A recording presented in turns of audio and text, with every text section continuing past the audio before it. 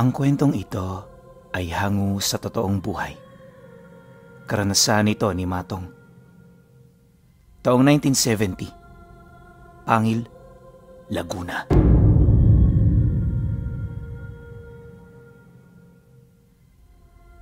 Noong mga panahong ito, nasa edad 15 anyos pa lamang si Matong. Nakatira sila noon sa pinakadulong baryo ng Pangil, kaya naman napakadalang lang sa kanila na makarating ng bayan. Gayunpaman, kahit nasa kasuluk-sulukan pang bahagi, hindi ito naging hadlang para mabuhay sila ng maayos at matiwasay. Dagdag pa niya na, salat man sa ibang kagamitan, kontento sila sa kung ano ang meron sila. Ika nga niya, sanayan lang talaga. At base rin sa kanyang karanasan, wala sila doong gaanong pinoproblema. Kahit walang pera, hindi sila nagugutom kagaya ng mga tao sa bayan. Yung mga pagkain kasi nila, libre lang na ibinibigay ng bundok. Ngunit sa kabila nito, meron itong mga kaakibat na panganib. Mga bagay na hindi normal sa tao, kaya naman ang nakakakita nito, pinipili nila yung ilihim sa karamihan, lalo na sa mga dayo. Ayon pa kay Matong, na kahit bata pa siya noon, hindi niya maipagkakaila ang matibay niyang paniniwala pagdating sa mga nilalang na hindi nakikita ng tao. Minsan na kasi niyang naranasan ang pagpaparamdam ng mga ito, kaya alam niya na ito ay totoo.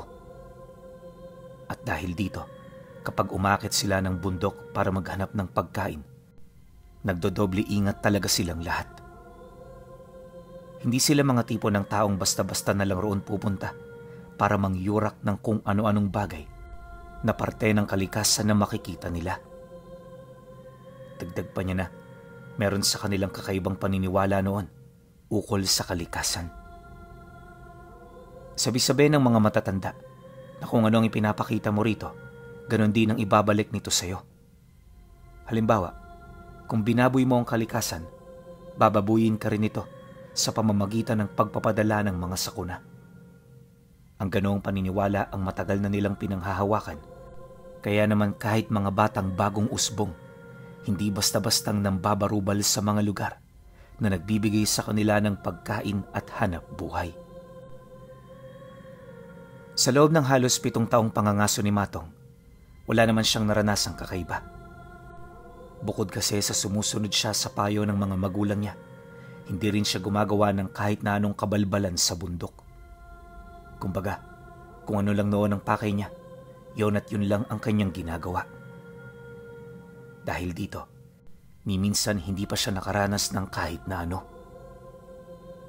At bagaman mangmang sa mga ganoong uri ng nilalang, nanatili pa ring matatag ang kanyang mga paniniwala. Akala nga niya noon, hindi siya makakasilay ng nilalang hanggang sa kanyang pagtanda.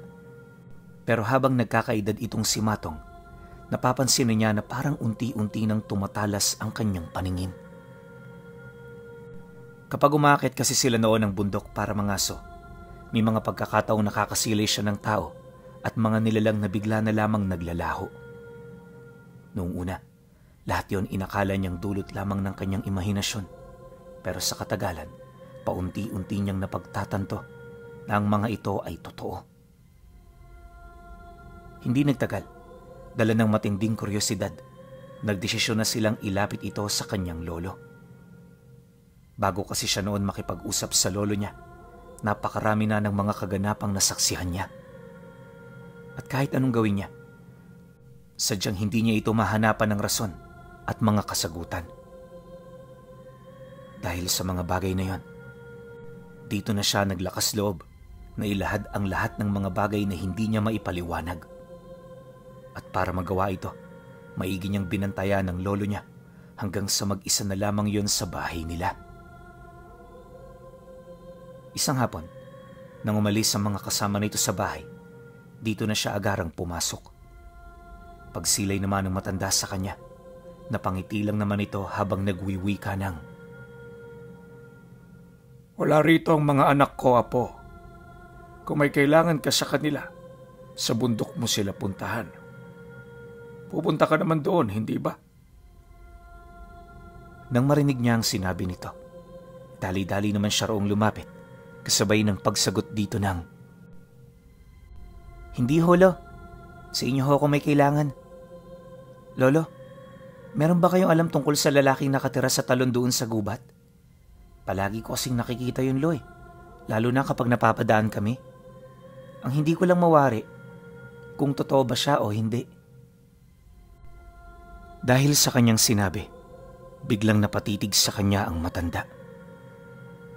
Hindi man ito nagsalita pero malakas ang kanyang kutob na meron itong nalalaman ukol dito. At sa pagpapatuloy ng kanilang pag-uusap, nalaman niya na ang lalaking nakikita niya ay ang gabay ng talon at gubat. Ayon sa lolo niya, nagpapakita lang ang nilalang sa mga taong karapat-dapat at merong mabuting kalooban. Sinasabi rin na kapag nakita mo ito, gagantimpalaan ka nito ng kayamanan at magkakaroon ka ng marangyang buhay. Ngunit kagaya ng Panginoon, kusang lumalayas ang gabay ng talon sa sino mang taong biglang sumama sa kabila ng pagtamo nito ng lahat ng kanyang kailangan. At kapag nangyari ito, nagkakaroon ng mabigat na karma ang taong minsang biniyayaan ng kalikasan. Upang makaiwas sa ganoong sitwasyon, kailangan maging kontento ang taong biniyayaan nito.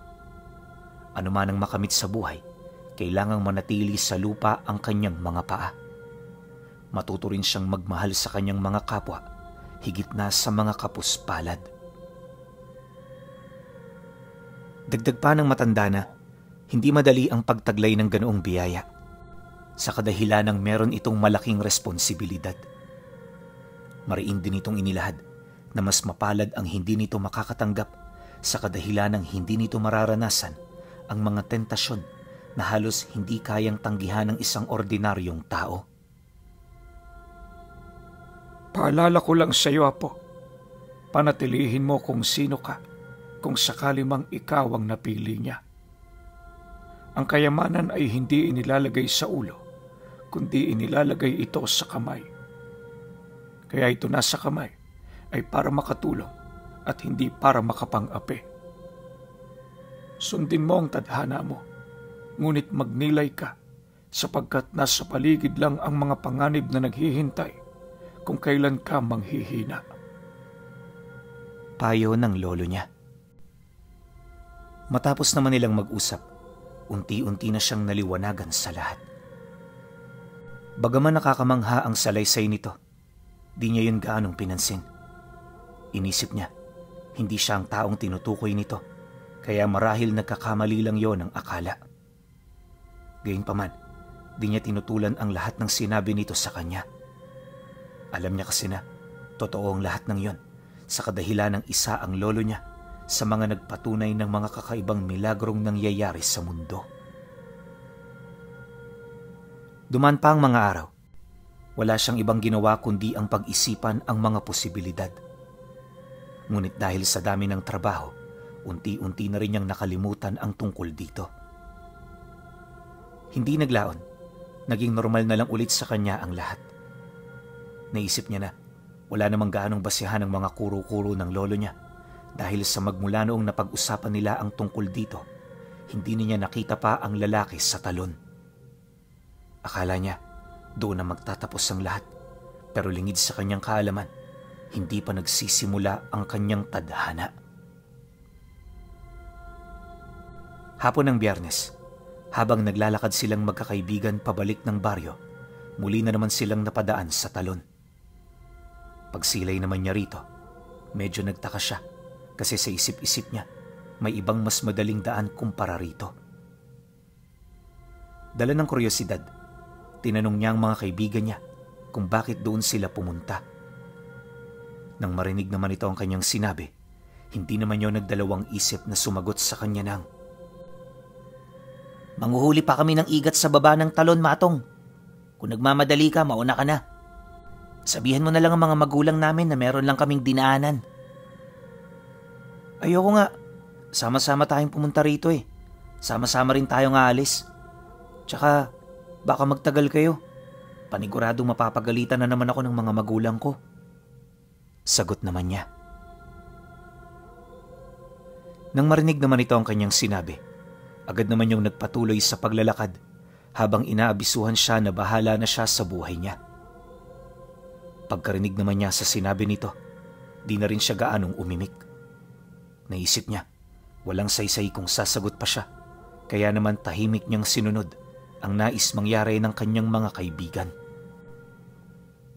Pagdating nila sa maliit na sapa ng talon, agad naman silang nagmasid sa tubig. Napakalinaw ng tubig doon, pinuno, kaya naman kapag may lumalangoy na mga isda, madali nila itong nakikita. Sa panahong ito kasi, buhay na buhay pa ang lugar. Hindi kagaya ngayon na napasok na ito ng mga tao. Ilang minuto pa ang lumipas, nakakita na sila ng mga hito at igat.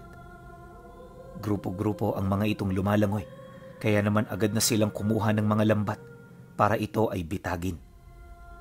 Ang kaso lang, mabilis na pumunta ang mga ito sa malalim na parte, kung kaya't walang nagawa ang mga kasamahan niya kung hindi maghintay sa pagbalik nito sa mababaw na lugar. Subalit sa kasamaang palad, hindi na yon nangyari. Nang mapagtanto naman yon ng kanyang mga kasama, agad itong humanap ng makakasisid sa ilalim para mabugaw papalabas ang mga isda. At bilang siya noon ang walang ginagawa, di na ito nagdalawang isip na piliin siya. Matong, ikaw na ang sumisid. Sa atin kasi, ikaw ang magaling sa bagay na yan eh. Kaya alam naming mas madali yan sa'yo. Tsaka, wala ka namang ginagawa, di ba? Huwag ka mag-alala. Isasabay kita sa hatian kapag nakuha na natin yun. Dahil sa sinabi nito, medyo nagdalawang isip siya. Agad kasi noong sumagi sa kanyang isip ang lalaki, kaya naman labag talaga sa kanyang loob ang sumunod sa nais nitong mangyari. Ngunit dahil sa pamimilit ng mga ito, wala na rin siyang nagawa kundi ang sumunod. Taliwas man ito sa kanyang kagustuhan, pinili niyang makisama alang-alang sa pagkakaibigan nila. Maya-maya pa, hindi na siya nagdalawang isip na magtanggal ng damit. Dahan-dahan na rin siyang naglakad patungo sa malalim na parte nito at walang kaabog-abog na sumisid. Sa mga unang segundo, wala naman siyang nakitang hindi kaaya-aya. Ngunit habang pumapailalim siya at unti-unting dumidilim sa kinaroroonan niya, dito niya na napapansin ang kakaibang himig na animoy nagmumula sa lahat ng direksyon. Hindi niya mawari kung ano ang nilalang na gumagawa ng tunog, subalit patuloy niya pa rin itong ipinagsasawalang bahala.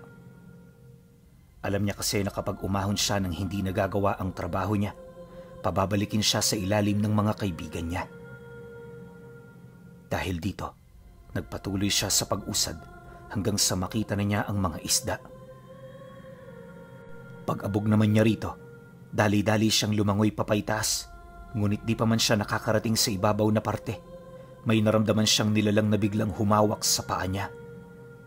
Agaran siya nitong dinarag papailalim, kaya sa kagustuhan niyang makatakas, hindi niya napigilang kumampay ng kumampay papaitaas. Ang hindi niya noon alam, na dahil sa ginawa niyang yon, natakot ang mga kaibigan niya. Dahil sa pangyayari, umahon siya sa ibabaw ng tubig na wala na ang mga ito. Gulong-gulo man siya buhat sa kanyang mga naranasan, pinili niyang tumungo na muna sa pampang para magpahinga habang naghahabol ng hangin. Maya-maya pa, nang medyo mapakalma na niya ang kanyang sarili, dito niya na piniling umusad papalayo ng talon. Hanggat maaari, gusto niya na noong makauwi para makaramdam ng kaligtasan mula sa bisig ng kanyang mga magulang. Subalit di pa man siya nakakalayo sa tubig, may nakita na siyang nilalang na biglang humarang sa kanyang daraanan. Paglalarawan niya rito, para itong malaking insekto na merong napakaraming galamay. Ang kaso lang, yung wangis at balat nito ay hindi nalalayo sa muka at balat ng tao. Nakakapagsalita rin yun ng kanilang dialekto, kaya habang nakatitig siya, hindi niya maiwasang matakot. At ang mas nakakabahala pa sa lahat ay nung sinimulang gayahin ng nilalang na yon ang akto at boses ng kanyang ama. Alam ni Matong na mapanganib ang nilalang na nasa harapan niya, kaya naman hindi na siya nagtangkapang tumakas. Ang ginawa niya, dahan-dahan siyang bumalik sa tubig sa paniniwalang mas ligtas siya sa lugar na yon. Ang kaso lang, habang patuloy siyang umaatras, pilit namang umuusad papalapit ang nilalang. Panay na rin ang ginagawa nitong pag-atungal na animoy sinusubukan siya nitong sindakin. Mabuti na lang talaga, malakas ang loob niya, kaya hindi siya natakot ng basta-basta. Kaya naman, nang lumubog na sa tubig ang kanyang mga paa, hindi na siya nagdalawang isip na sumisig patungo sa paanan ng talon. Naisip niya na may posibilidad na mapapansin siya ng nilalang na gumagabay dito kung sakali mang lalapit siya. Alam din niya na ito na lang ang makakapagligtas sa kanya, kaya sa puntong yon, literal na wala na siyang pagpipilian. Pagsisid naman niya sa tubig, agad niyang naramdaman ang pagsunod ng nilalang, kaya hindi na siya nagmabagal. Maya-maya pa, pagdating niya sa kabilang bahagi kung saan bumabagsak ang tubig, di na siya nag-alangan pang tumawid sa likod nito. Wala siyang ideya kung ano ang naroon sa lugar, ngunit pakiramdam niya parang nakadaan na siya rito. Ilang minuto pa ang lumipas, laking gulat na lamang niya nang may masipat siyang isang malaking lagusan na naroon sa pinakagitna nitong bahagi.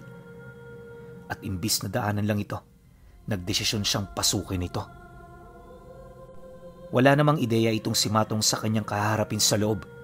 Pinili niyang magbakasakali, gawa ng naniniwala siya na ito na lang ang daan para makatakas siya. Di nagtagal, pagbaybay niya sa isang mahabang pasilyo, dito niya napansin ang mga nagsisilakihang sulo na unti-unting nagkakaroon ng siga. At sa isang iglap, ang napakadilim na lagusan ay bigla na lamang lumiwanag hanggang sa marating na niya ang bahagi nito kung saan naroon ang isang luma at malaking pinto.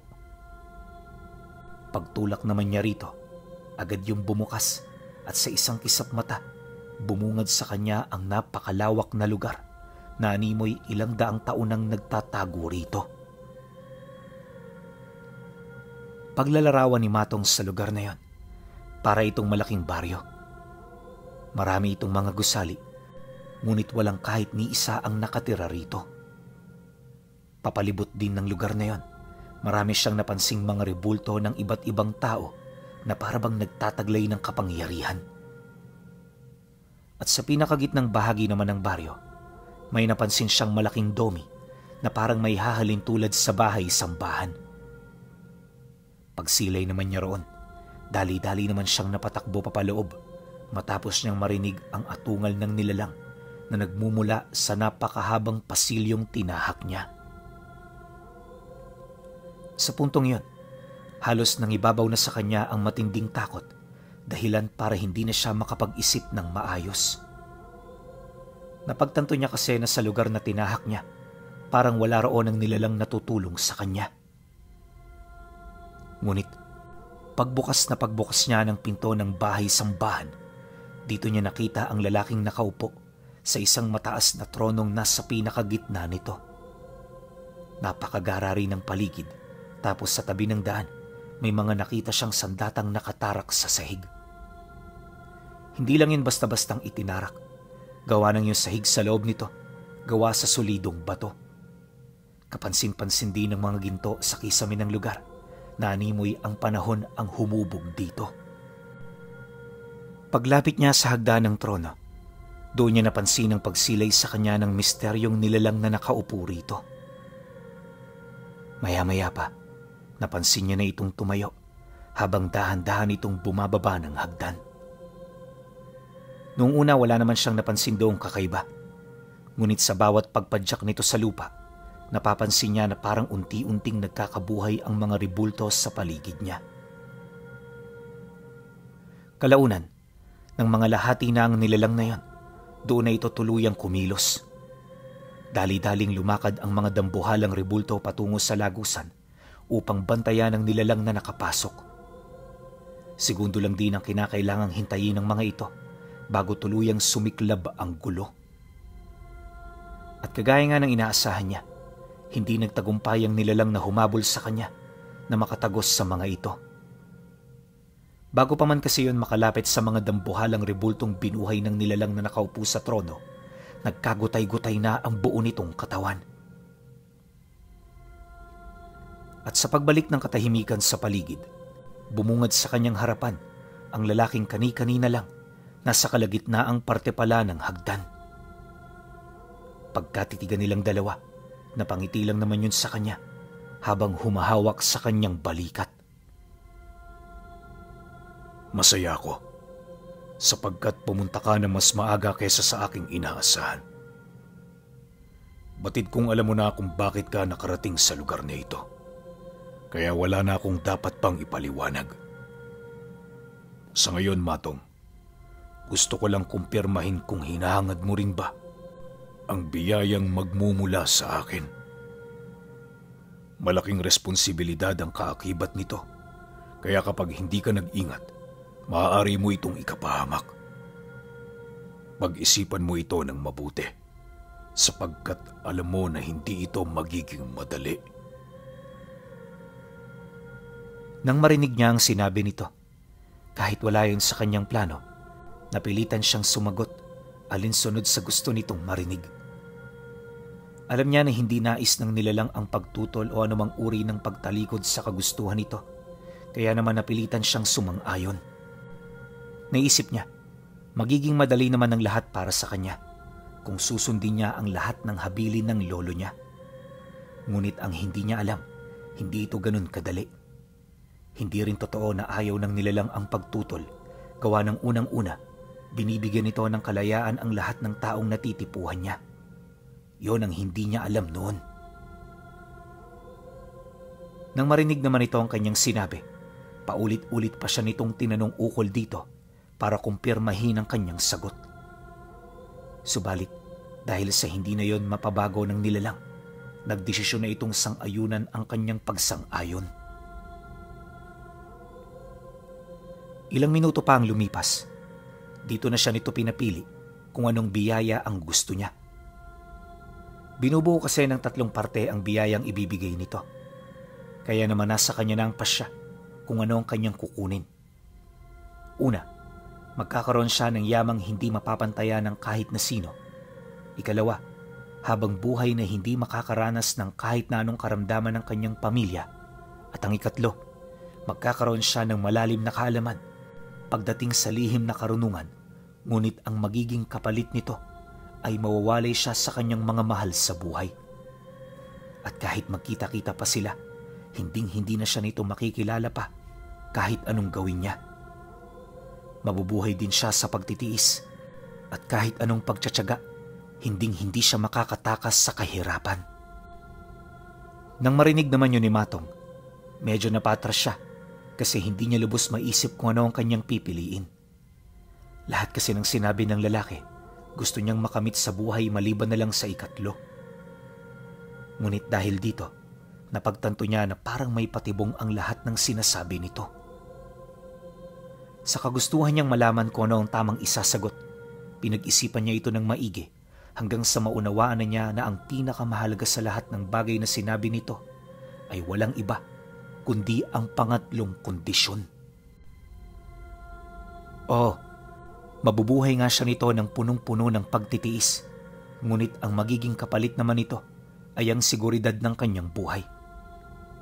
Napagtanto rin niya na kaya siya nito inilalayo sa kanyang pamilya ay hindi dahil sa gusto siya nitong pahirapan, bagkus ay para mailayo ang mga ito sa tiyak na kapahamakan. Dahil sa kanyang mga nalaman, nagdesisyon na siya na yon ang buhay na kukunin niya. Mahirap man ito sa umpisa pero alam niya na sa katagalan, masasanay at masasanay din siya. Nang marinig ng nilalang ang kanyang napili, bakas sa mukha nito ang matinding pagkagulat. Yun bang parang hindi ito halos makapaniwala sa kanyang mga naging desisyon. Subalit, dahil sa sigurado siya sa kanyang mga napili, wala itong nagawa kundi sundin ang kanyang kahilingan. Ayon sa kanya, wala namang espesyal na ginawa ang nilalang maliban sa pagdarasal ng taimtim. Paulit-ulit niya itong ginawa hanggang sa may inihip ito sa kanyang gintong hangin. At pagkatapos nito, nawalan siya ng kanyang ulirat. Gumising siya, wala na siya sa talon at malayong malayo na rin siya sa kanyang baryo. Sinubukan niyang bumalik pero tila bang ang kalikasan na mismo ang humaharang sa kanyang kagustuhan. Sa halos ilang beses niya kasing pagtangka na gawin ito, napansin niya ang pagharang sa kanya ng isang makapangyarihang sabulag at panligaw. Hindi niya mawari kung saan ito nagmumula, pero may kutob siya na parte ito ng kondisyon nila ng nilalang na nagbigay sa kanya ng biyaya. Duman pa ang maraming buwan, ang binatang si Matong nakilala na bilang isang bantog na albularyo sa lugar kung saan siya nakarating. At dahil dito, marami ang nagmahal sa kanya. Sa katunayan niyan, para magkaroon lang siya ng sariling bahay, nagbayanihan ang lahat ng mga kababaryo niya. Isang araw lang ang hinintay niya bago nito tuluyang magawa ang kanyang tirahan. Matapos nun, itinirik ito ng kanyang mga kababaryo sa parte ng lugar kung saan malapit sa palayan. Doon niya kasi gustong manirahan, gawa ng ramdam niya na mula roon, tila bang mas malapit siya sa kalikasan. At sa paglipas ng mga buwan at taon, unti-unti na siyang namulat sa kanyang taglay na abilidad. Lahat ng karunungang kailangan niya, kusang ibinibigay ng kalikasan sa kanya.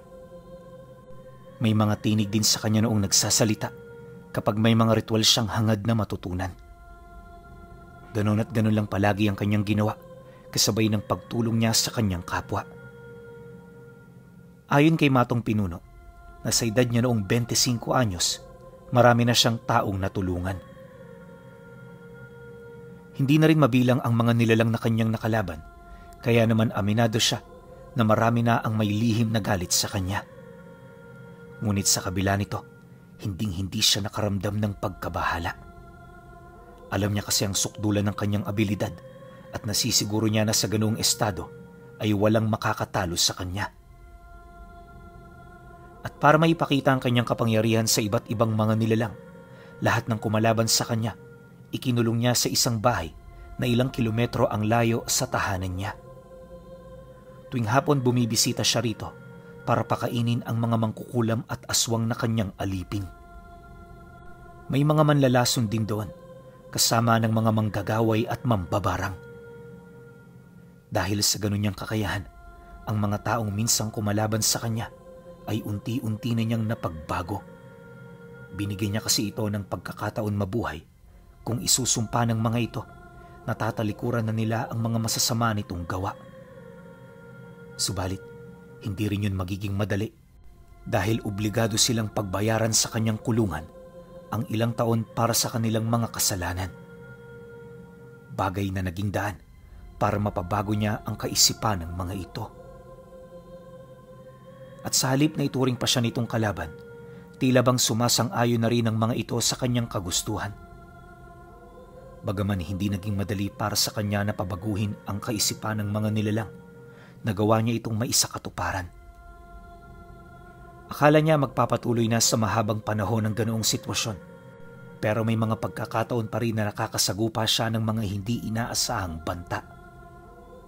At ang mga ito ay walang iba, kundi ang mga nilalang na naghangad na iligtas ang mga kasama nilang nakakulong.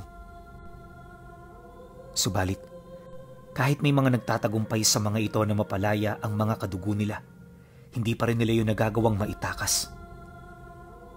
Kapag kasi nabubuksan na nila ang pintuan ng kulungan, nananatiling nasa loob ang mga nilalang na kanilang pinuntahan.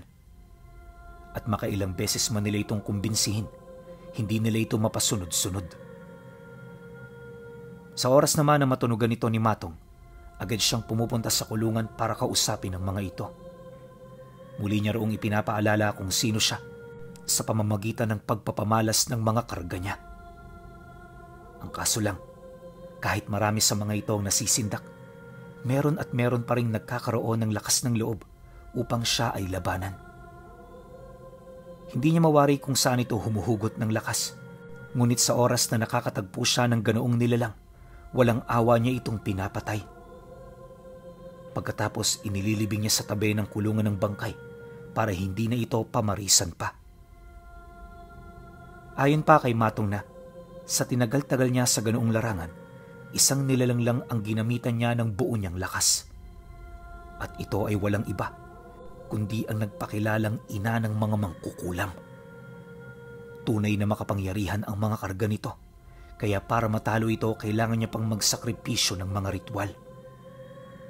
Bukod kasi sa mangkukulam yon, angat din sa nananalaytay nitong dugo ang pagiging gabo ng aswang. Hindi naging madali ang kanyang pinagdaanan sa nilalang na yon, ngunit sa bandang huli, matagumpay niya pa rin itong natalo gamit-gamit ang abilidad niya. At magmula noon, mas lalo pa siyang narespeto ng mga nilalang na nasa panig ng kaliwa. Pagtatapat pa niya na, sa sobrang lakas ng kanyang mga karga, karamihan sa kanyang mga karanasan ay hindi kaabang-abang. Yun bang parang hindi na interesanteng ikwento? Napakadali na lamang kasi para sa kanya na tumalo ng mga demonyo, kaya naman hindi niya na ito pinaglaanan pa ng sapat na panahon. At kapag napapatay na niya ang mga banta, agad niya itong nalilimutan. Hindi dahil sa maihina ito bagkus ay dahil sa wala itong tumatak na bagay na maaari niyang panghawakan para ito ay kanyang matandaan. Ngayong pangkasalukuyan pinuno, patuloy pa rin siyang naninirahan sa lugar. Manggagamot pa rin naman siya, ngunit bibihira na ang mga parokyanong lumalapit sa kanya. Subalit sa kabila nito, nagpapatuloy siya sa pagtulong upang matupad niya ang pangako niya at kasunduan nila ng gabay ng talo ng gubat at ang ipinagkaloob nito na walang hanggang kakayahan.